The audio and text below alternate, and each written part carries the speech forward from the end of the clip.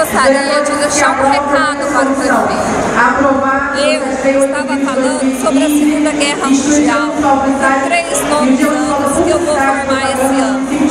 E eles estão esperando que a professora Sandra volte a falar novamente sobre a Segunda Guerra Mundial. Nós estávamos assistindo a lista de Schindler, prefeito.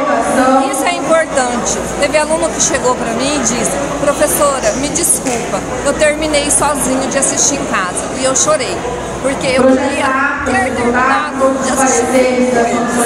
Eu gostaria de voltar para a sala de aula, eu gostaria que o senhor atendesse a nossa reivindicação. Nós só queremos o que está em lei. Eu quero voltar a dar a minha aula e terminar o meu filme com os meus 3 novos anos. Estamos esperando um acordo que seja justo para a nossa categoria e justo, lógico, para toda a sociedade.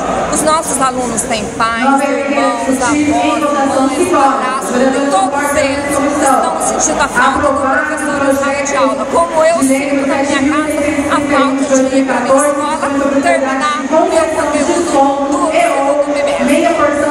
Sim, o descumprimento da lei está desestruturando a nossa vida escolar, a nossa vida pessoal, a vida da nossa categoria. Página Brasil. A notícia em um clique. Acesse paginabrasil.com, uma empresa do Grupo Capital de Comunicação.